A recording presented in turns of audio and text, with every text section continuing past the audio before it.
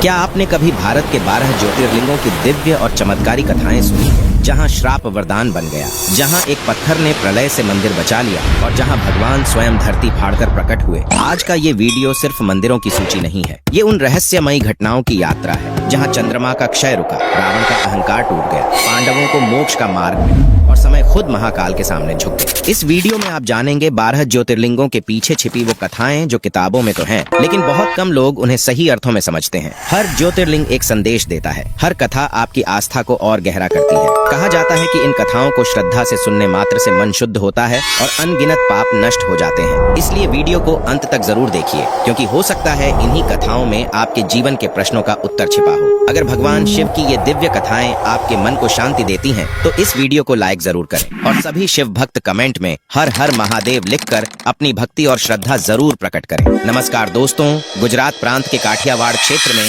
समुद्र तट के किनारे स्थित श्री सोमनाथ मंदिर विश्व भर में प्रसिद्ध है। यह पावन ज्योतिर्लिंग प्राचीन काल में प्रभास क्षेत्र के नाम से जाना जाता था। प्रभास क्षेत्र का नाम आते ही एक और स्मृति जागती है। यही वह पावन भूमि है जहां भगवान श्री कृष्ण ने अपनी देह लीला का अंत किया था। जरा नामक व्याध का बाण, जो एक साधारण घटना लगता है, वास्तव में एक युग के अंत का संकेत था। कहते हैं श्री कृष्ण के शरीर त्याग के बाद यह धरती और भी अधिक रहस्यमयी हो गई। उसी प्रभास क्षेत्र में समुद्र के किनारे भगवान शिव स्वयं ज्योतिर्लिंग रूप में प्रकट हुए। यह संयोग नहीं, बल्कि एक गहरी आध्यात्मिक कड़ी मानी जाती है। सोमनाथ ज्योतिर्लिंग की कथा हमें सीधा देवताओं के संसार में ले जाती है। दक्ष प्रजापति की 27 कन्याएं थीं, जिनका विवाह चंद्रदेव से हुआ, लेकिन चंद्रमा का प्रेम केवल एक पत्नी रोहिणी तक सीमित रह गया। यह पक्षपात बाकी कन्याओं के हृदय को घायल कर गया। उन्होंने अपने पिता दक्ष से शिकायत की। दक्ष ने चंद्रदेव को समझाने का बहुत प्रयास किया, लेकिन जब बात नहीं बनी तो क्रोध में आकर उन्होंने चंद्रमा को क्षय रोग का श्राप दे दिया। श्राप का प्रभाव तुरंत दिखने लगा। चंद्रदेव की कलाएं क्षीण होने लगी,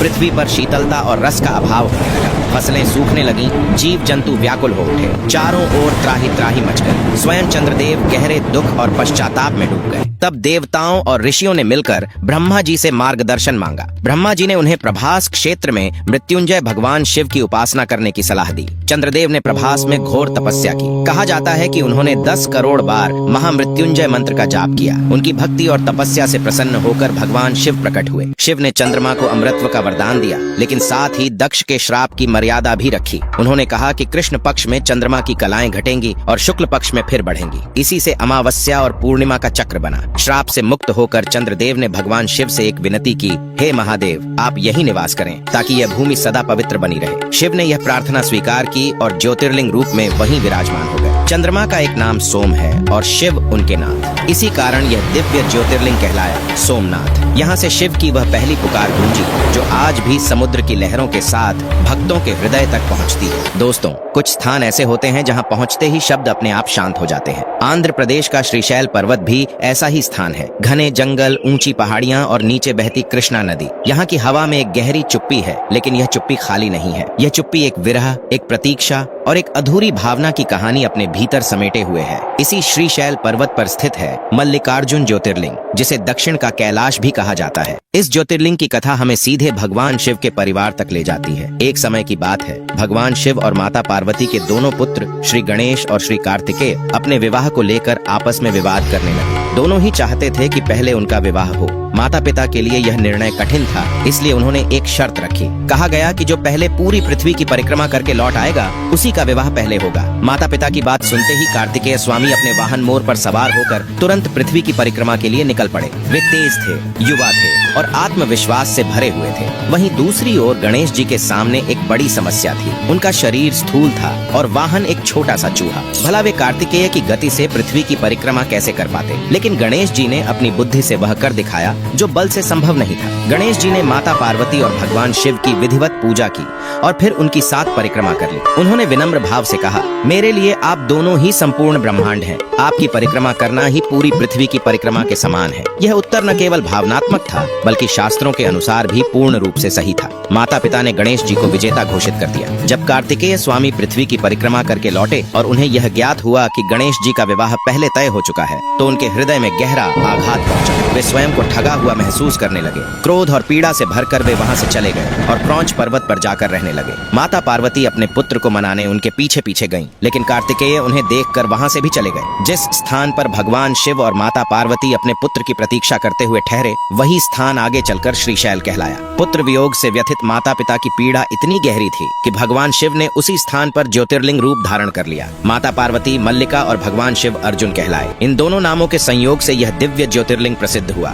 मल्लिकार्जुन। कहा जाता है कि श्रीशैल की यह चुप्पी आज भी उस प्रतीक्षा की साक्षी है। जो भक्त सच्चे मन से मल्लिकार्जुन ज्योतिर्लिंग के दर्शन करता है, उसकी सात्विक मनोकामनाएं पूर्ण होती हैं। यहाँ आकर ऐसा लगता है जैसे शिव स्वयं हमें यह सिखा रहे हों कि शक्ति से नहीं, बुद्धि और धैर्य से ही जीवन के सबसे बड़े निर्णय जीते जाते हैं। दोस्तों, भारत की कुछ नगरी ऐसी हैं जहां समय भी थमकर चलता है। मध्य प्रदेश की उज्जैन नगरी उन्हीं में से एक है। क्षिप्रा नदी के पावन तट पर बसी यह नगरी प्राचीन काल में अवंतिकापुरी के नाम से जानी जाती थी। इसे सप्तपुरियों में गिना जाता है, यानी वे 7 नगरियां जहां मृत्यु भी मोक्ष का द्वार बन जाती है। उज्जैन केवल एक शहर नहीं, बल्कि काल और चेतना के मिलन की भूमि है, और इसी भूमि पर विराजमान है भगवान शिव अपने सबसे उग्र और रहस्यमय स्वरूप में, महाकाल। कहते हैं एक समय अवंतिकापुरी में एक अत्यंत विद्वान और तपस्वी ब्राह्मण निवास करते थे। वे वेदों के झांता थे और दिन रात शिव भक्ति में लीन रहते थे। उसी काल में दूषण नामक एक भयानक असुर ने अवंतिका पर आक्रमण कर दिया। ब्रह्मा से प्राप्त वरदान के कारण उसका आतंक चारों दिशाओं में फैल चुका था। वह धर्म,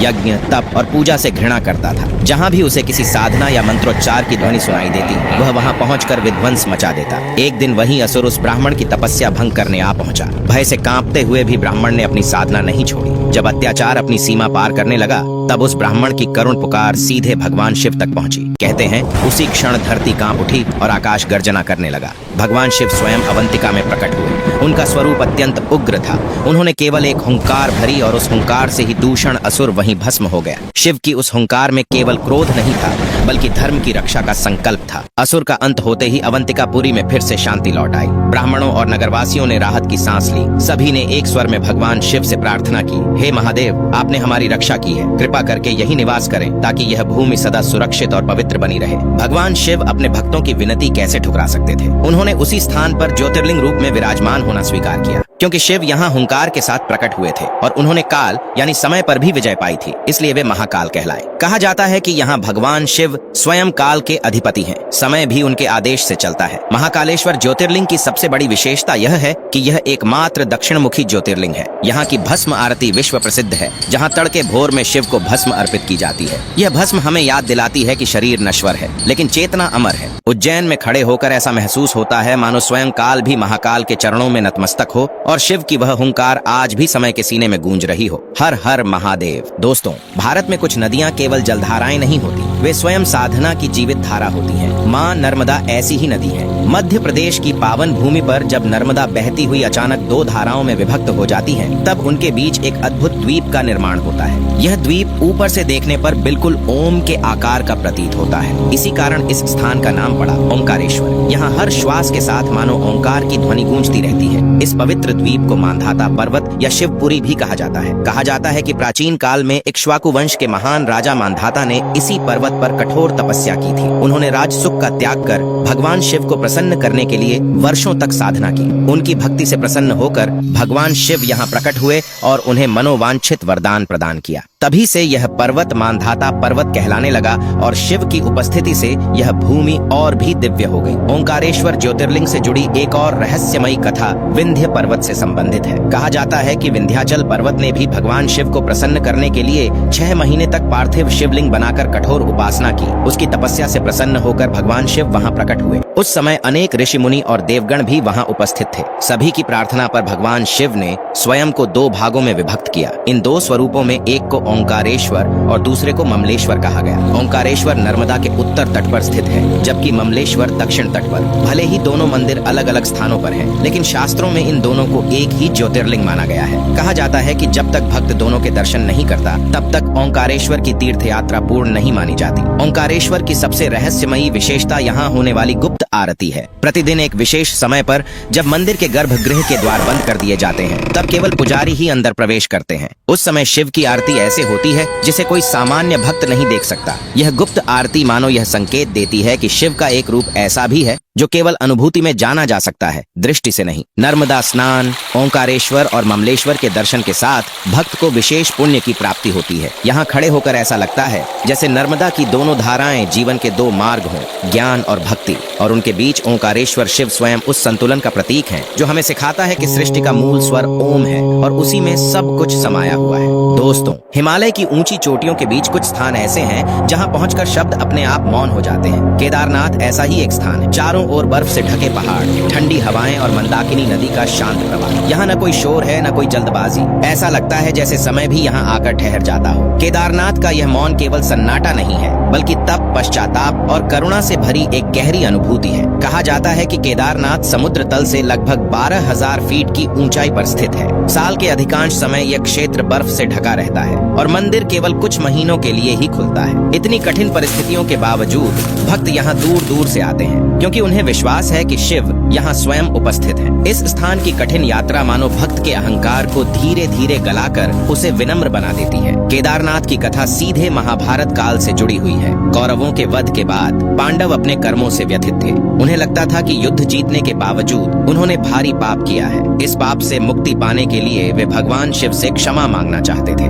लेकिन भगवान शिव उनसे रुष्ट थे और उनसे मिलने से बच रहे थे। वे हिमालय की ओर चले गए और गुप्तेश्वर क्षेत्र में नंदी बैल का रूप धारण कर लिया। पांडवों ने जब एक अनोखे बैल को देखा तो भीम ने उसे पहचान लिया। जैसे ही भीम ने बैल को पकड़ने की कोशिश की, शिव धरती में समाने लगे। भीम ने उनकी पूंछ पकड़ ली, लेकिन शिव अलग अलग स्थानों पर प्रकट हो गए। केदारनाथ में उनका पीठ का ऊपरी भाग प्रकट हुआ। अन्य स्थानों पर उनके भुजाएं, मुख, नाभि और जटाएं प्रकट हुई। इन्हीं स्थानों को पंच केदार कहा जाता है। पांडवों ने इन सभी स्थानों पर शिव की पूजा की और मंदिरों का निर्माण कराया। तब जाकर भगवान शिव ने उन्हें क्षमा प्रदान की। कहा जाता है कि केदारनाथ में शिव त्रिकोण रूप में सदा के लिए निवास करने का वचन देते हैं। यही कारण है कि केदारनाथ को मोक्ष प्रदान करने वाला अत्यंत शक्तिशाली ज्योतिर्लिंग माना जाता है। आधुनिक समय में भी केदारनाथ ने अपनी दिव्यता का परिचय दिया। वर्ष 2013 की भयानक बाढ़ में पूरा क्षेत्र तबाह हो गया, लेकिन केदारनाथ मंदिर अडिग खड़ा रहा। एक विशाल पत्थर मंदिर के पीछे आकर रुक गया, जिससे जलधारा 2 भागों में बंट गई और मंदिर सुरक्षित बच गया। आज इस पत्थर को भीमशिला कहा जाता है। यह घटना भक्तों के लिए किसी चमत्कार से कम नहीं। केदारनाथ में खड़े होकर ऐसा लगता है जैसे शिव हमें बिना शब्दों के बहुत कुछ समझा रहे हों। उनका मौन हमें सिखाता है कि सच्ची शक्ति शोर में नहीं, बल्कि स्थिरता और धैर्य में होती है। हिमालय की गोद में बैठा यह शिव हमें याद दिलाता है कि जब मन पूरी तरह शांत हो जाए, तभी ईश्वर का वास्तविक स्वरूप दिखाई देता है। दोस्तों, पश्चिमी भारत की सह्याद्री पर्वत श्रृंखला अपने घने जंगलों, गहरी घाटियों और रहस्यमयी वातावरण के लिए जानी जाती है। इन्हीं पहाड़ियों के बीच, जहां बादल पेड़ों से लिपट कर चलते हैं और हवा में नमी के साथ एक अजीब सी गंभीरता घुली रहती है, वहीं स्थित है भीमाशंकर ज्योतिर्लिंग। ये स्थान जितना सुंदर है, उतना ही भय और भक्ति से भरा हुआ भी है। यहाँ पहुँचते ही ऐसा लगता है मानो प्रकृति स्वयं शिव की आराधना में लीन हो। भीमाशंकर की कथा हमें एक ऐसे राक्षस की कहानी सुनाती है जिसकी शक्ति तपस्या से आई थी, लेकिन जिसका अंत अहंकार में हुआ। प्राचीन काल में भीम नाम का एक अत्यंत बलशाली राक्षस था। वह लंकापति रावण के भाई कुंभकर्ण का पुत्र था। अपने पिता की मृत्यु की कथा सुनकर उसके हृदय में प्रतिशोध की आग जल उठी। उसने भगवान विष्णु के अवतार श्री राम से बदला लेने का संकल्प लिया और इसी उद्देश्य से उसने 1000 वर्षों तक कठोर तपस्या की। भीम की तपस्या से प्रसन्न होकर ब्रह्मा जी ने उसे लोक विजय का वरदान दे दिया। वरदान मिलते ही भीम का स्वभाव बदल गया। उसने देवताओं पर आक्रमण कर दिया और इंद्र सहित सभी देवों को देवलोक से निकाल दिया। पृथ्वी पर भी उसका आतंक फैल गया। उसने कामरूप प्रदेश के परम शिव भक्त राजा को उनके मंत्रियों और सेवकों सहित बंदी बना लिया। धर्म, यज्ञ, पूजा और वेद पाठ पूरी तरह से रुक गए। चारों ओर भय और अंधकार छा गया। जब अत्याचार असहनीय हो गए, तब ऋषि मुनि और देवगण भगवान शिव की शरण में पहुँचे। उनकी करुण पुकार सुनकर महादेव ने उन्हें आश्वासन दिया कि वे शीघ्र ही उस राक्षस का अंत करेंगे। उसी समय बंदी बनाए गए शिव भक्त राजा एक पार्थिव शिवलिंग बनाकर उसकी पूजा कर रहे थे। जब राक्षस भीम ने यह देखा तो क्रोध में आकर उसने अपनी तलवार से उस शिवलिंग पर प्रहार कर दिया। लेकिन जैसे ही तलवार शिवलिंग के समीप पहुंची, उसी क्षण उस लिंग से स्वयं भगवान शिव प्रकट हो गए। उनका स्वरूप अत्यंत उग्र था। उन्होंने केवल एक हुंकार भरी और उस हुंकार से ही राक्षस भीम जलकर भस्म हो गया। सह्याद्री की घाटियों में वह हुंकार गूंज उठी और आतंक का अंत हो गया।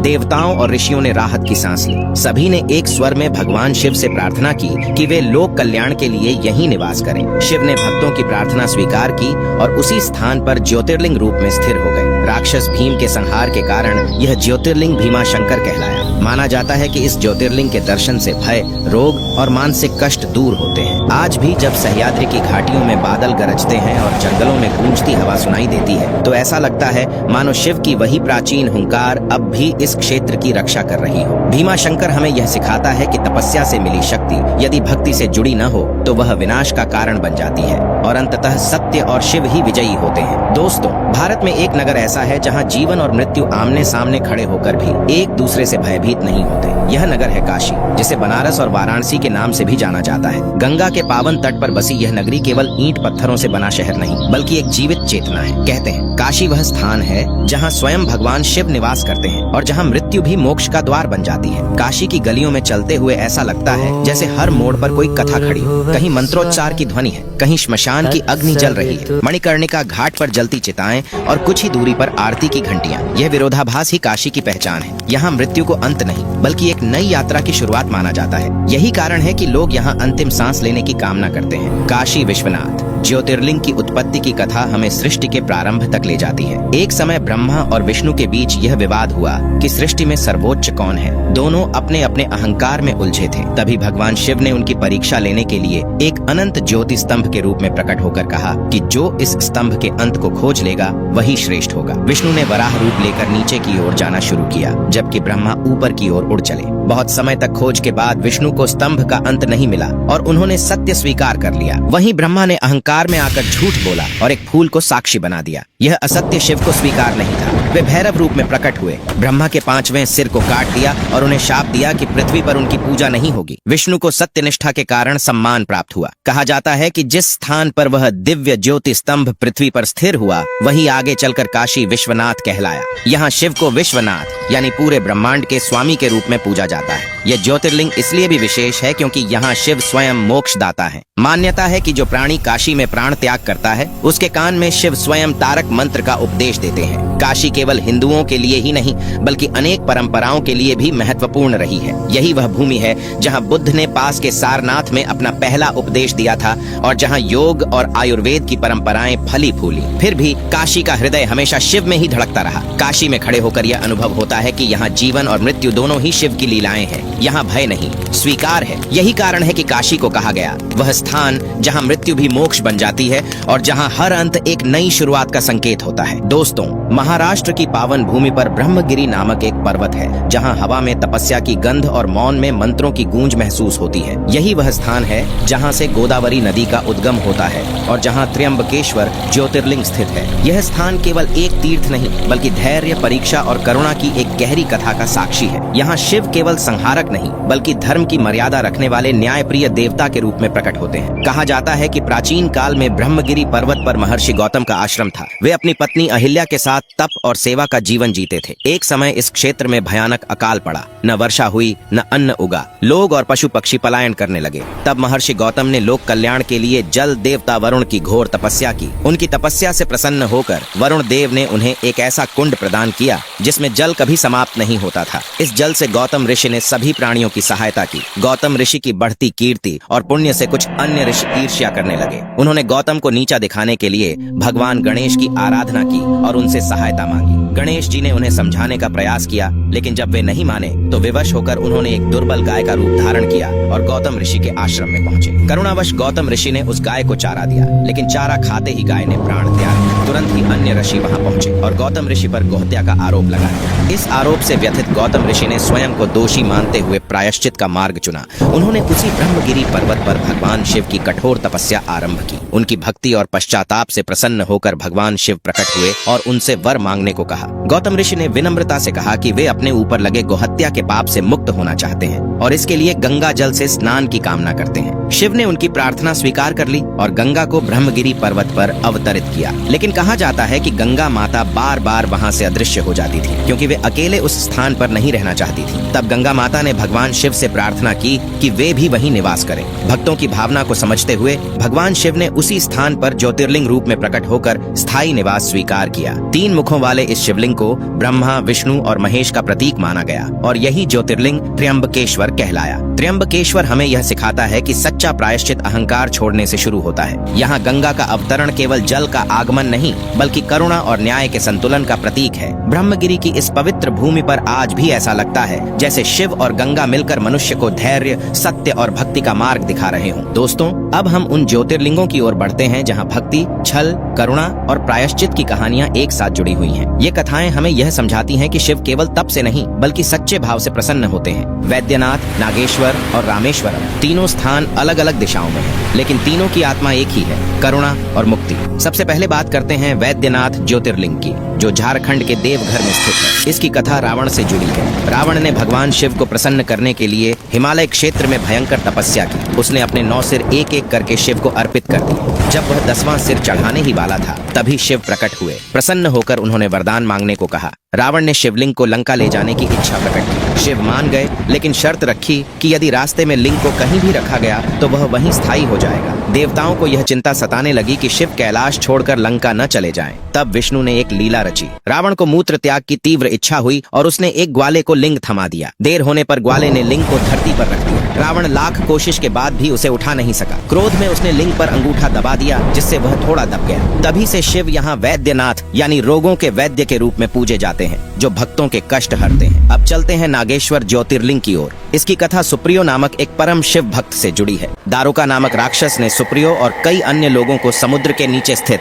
अपने नगर में बंदी बना लिया था। कैद में रहते हुए भी सुप्रियो ने शिव मंत्र का जाप नहीं छोड़ा। उसकी प्रेरणा से सभी बंदियों ने एक साथ ओम नमः शिवाय का जाप शुरू कर दिया। इस सामूहिक भक्ति से शिव प्रकट हुए और दारुका सहित सभी राक्षसों का संहार कर दिया। सुप्रियो की प्रार्थना पर शिव वहीं ज्योतिर्लिंग रूप में ठहर गए और यह स्थान नागेश्वर कहलाया। यह कथा हमें सिखाती है कि सच्ची भक्ति सबसे अंधे स्थान को भी प्रकाश से भर सकती है। अंत में आते हैं रामेश्वरम, जहाँ भक्ति का स्वरूप स्वयं मर्यादा पुरुषोत्तम राम ने स्थापित किया। रावण वध के बाद राम को ब्रह्म हत्या का पाप लगा, क्योंकि रावण ब्राह्मण था। इस पाप से मुक्ति के लिए राम ने शिव की पूजा करने का निश्चय किया। उन्होंने हनुमान को कैलाश से शिवलिंग लाने भेजा, लेकिन समय अधिक लगने पर माता सीता ने समुद्र तट की रेत से एक शिवलिंग बना दिया। उसी लिंग की पूजा राम ने की। यही शिवलिंग आज रामेश्वरम ज्योतिर्लिंग के रूप में प्रतिष्ठित है। रामेश्वरम के विशाल गलियारे, 24 तीर्थ कुंड और समुद्र की लहरें मिलकर यह संदेश देती हैं कि चाहे भगवान ही क्यों न हो, धर्म और प्रायश्चित के नियम सभी पर समान रूप से लागू होते हैं। वैद्यनाथ, नागेश्वर और रामेश्वरम तीनों मिलकर यह सिखाते हैं कि शिव वहाँ प्रकट होते हैं जहाँ भक्ति सच्ची और हृदय निर्मल होता है। दोस्तों, अब हमारी यह दिव्य यात्रा अपने अंतिम पड़ाव पर पहुँचती है। महाराष्ट्र के औरंगाबाद जिले में एलोरा की गुफाओं के समीप एक शांत सा गांव है, वेरू। यहीं स्थित है घृष्णेश्वर ज्योतिर्लिंग, जो 12 ज्योतिर्लिंगों में अंतिम माना जाता है। यह स्थान भव्यता से अधिक करुणा के लिए जाना जाता है। यहाँ शिव किसी संहारक या न्यायाधीश के रूप में नहीं, बल्कि एक दयालु पिता के रूप में प्रकट होते हैं। घृष्णेश्वर की कथा हमें यह सिखाती है कि भक्ति का सबसे ऊंचा रूप क्षमा और करुणा है। इस ज्योतिर्लिंग की कथा एक साधारण लेकिन अत्यंत भावुक गृहस्थ जीवन से जुड़ी है। शिवालय गांव में सुधर्मा नामक एक ब्राह्मण अपनी पत्नी सुदेहा के साथ रहते थे। दोनों निसंतान थे। संतान की इच्छा में सुदेहा ने अपने पति का विवाह अपनी ही छोटी बहन घुस्मा से करा दिया। घुस्मा अत्यंत सरल, शांत और शिव भक्त महिला थी। वे प्रतिदिन नियम पूर्वक 1001 पार्थिव शिवलिंग बनाती, उनकी पूजा करती और पास के कुंड में उनका विसर्जन कर देती। घुस्मा की निष्काम भक्ति से भगवान शिव प्रसन्न हुए और उन्हें एक पुत्र की प्राप्ति हुई। समय बीतने के साथ परिवार में आनंद लौट आया, लेकिन यह आनंद अधिक समय तक टिक नहीं सका। सुदेहा के मन में ईर्ष्या ने जन्म ले लिया। उसे लगने लगा कि अब परिवार में उसका स्थान कम हो गया है। यही ईर्ष्या धीरे धीरे घृणा में बदल गई। एक दिन अंधे क्रोध में सुदेहा ने घुस्मा के पुत्र की हत्या कर दी और उसके शव को उसी कुंड में फेंक दिया जहां घुस्मा प्रतिदिन शिवलिंग का विसर्जन किया करती थी। जब घुस्मा को इस भयानक सत्य का पता चला तो उसका हृदय टूट गया। लेकिन आश्चर्य की बात यह थी कि उसने न तो विलाप किया न क्रोध किया। वह शांत मन से अपने दैनिक शिव पूजन में लगी रही। उसका विश्वास अडिग था, शिव जो करेंगे वही उचित होगा। जब वह उस दिन भी शिवलिंग का विसर्जन करने कुंड पर पहुंची तो एक चमत्कार हुआ। उसके पुत्र ने जीवित अवस्था में कुंड से बाहर आकर उसे प्रणाम किया। उसी क्षण भगवान शिव स्वयं प्रकट हुए। उन्होंने सुदेहा के अपराध का दंड देने का निश्चय किया, लेकिन घुस्मा ने शिव के चरणों में गिरकर अपनी बहन को क्षमा करने की प्रार्थना की। यह करुणा शिव को अत्यंत प्रिय थी। शिव ने सुदेहा को क्षमा किया और घुस्मा से वर मांगने को कहा। घुस्मा ने विनम्रता से केवल यही वर मांगा कि भगवान शिव यही निवास करें ताकि यह भूमि सदा पवित्र बनी रहे। घुस्मा की इस निष्कलुष भक्ति और क्षमा से प्रसन्न होकर भगवान शिव उसी स्थान पर ज्योतिर्लिंग रूप में प्रकट हुए। घुस्मा के नाम से प्रेरित होकर इस ज्योतिर्लिंग का नाम पड़ा घृष्णेश्वर, यानी